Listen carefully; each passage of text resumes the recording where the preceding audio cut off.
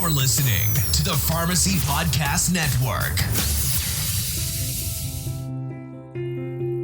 If you or your patients struggle with muscle cramps, spasms, soreness, or restless leg syndrome, you're going to want to hear about our non-opioid TheraWorks Relief. TheraWorks Relief is a clinically proven and published locally acting topical solution that prevents and relieves muscle cramps, spasms, and soreness in the legs and feet. In a research study including patients diagnosed with restless leg syndrome, TheraWorks Relief was shown to reduce symptoms commonly associated with accompanying RLS, including muscle cramps and spasms. Muscle cramps are reported as a side effect of hundreds of prescription medications, from intravenous iron sucrose and conjugated estrogens to statins and diuretics. By managing muscle cramps, TheraWorks Relief supports adherence, helping patients stay on important and often life-saving medications. TheraWorks Relief comes in an easy-to-use, fast-absorbing, non-greasy foam that can prevent muscle cramps and spasms with just a few simple applications a day. To learn more about TheraWorks Relief, go to theraworksrelief.com and click on the healthcare professional link.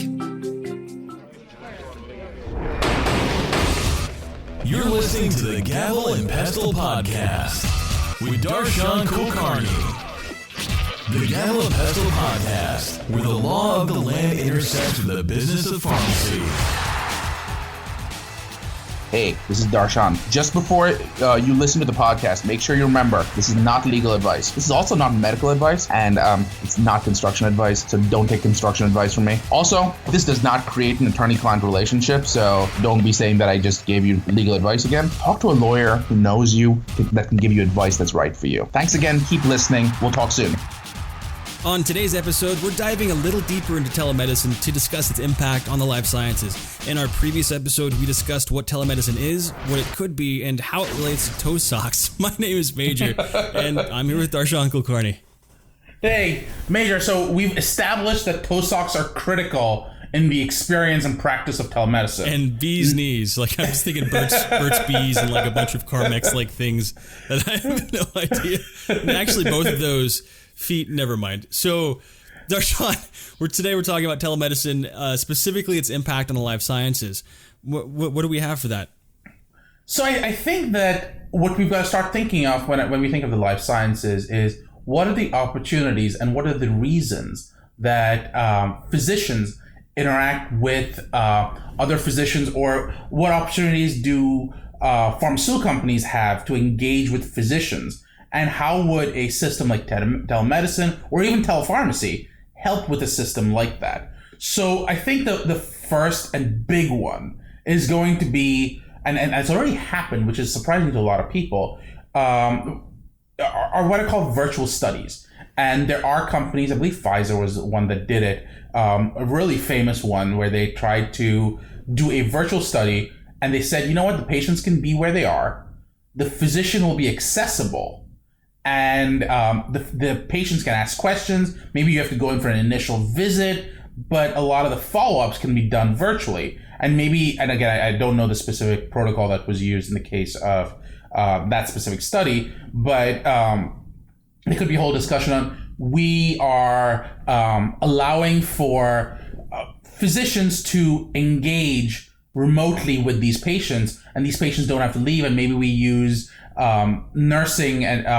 to like home nursing, if you will, to go out there and talk to these patients and figure out what's working for these patients. If necessary, it can always be escalated to say, you know what, at this point you probably should come see the doctor at this location, but it minimizes the number of times the patient has to leave their house and come to the physician's location. That will enable, there's a huge problem with patient enrollment in clinical studies, and making it easier for both physicians and patients to be part of these studies can only help the situation. So that's probably the number one reason or way that telemedicine is probably going to start impacting engagement in the life sciences. The second one, I think, is going to be where everyone's starting to go to next, which is just-in-time care. Mm-hmm. And it's not something that exists in the same way we think it does, but right now, when you have a question about anything, what you end up doing, if you're a physician, if you're a pharmacist, if you're a healthcare provider, is you either base everything you know on the knowledge you have, or you say, we're going to put a pin in this and we're going to have to come back to this. We're going to do a ton of research.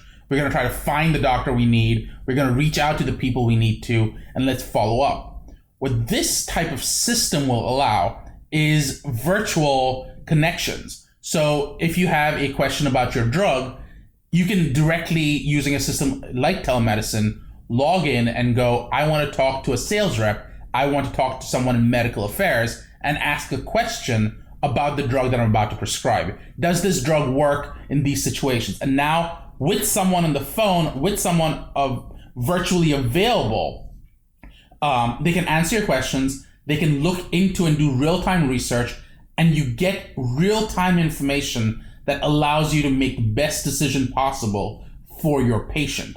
And that virtual just-in-time engagement will revolutionize how patients are taken care of. So I think that's number 2 in terms of how telemedicine will affect the life sciences. And then I think there's a number 3, if you will, which is when you are a patient and you are going, you know what, I've been taking these medications, I'm part of this clinical study, or I'm not part of this clinical study, but I'm having problems. Who do I talk to? Now, instead of trying to wait till your next doctor's office visit, now instead of going, I need to find a 1-800 number, you can just directly reach out and reach out and complain to medical affairs, to the pharmacovigilance division of a pharmaceutical company, and go, I have these questions. Here's what I'm facing. Is this something that you guys have observed before? And the pharmaceutical company, through its representatives, whether it's pharmacovigilance, whether it's medical affairs, whether it's sales, can say, you know what? Let me take down this information. Let me ask you some questions, some follow-up questions. And these will all be ways in which patients can have a fuller experience.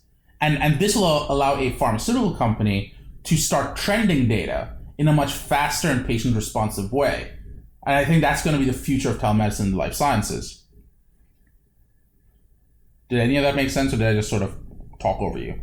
No, that makes total sense. I'm just kind of listening and nodding along here. Like the only question I have is related to like the just-in-time services. What if you find somebody who's not named Justin?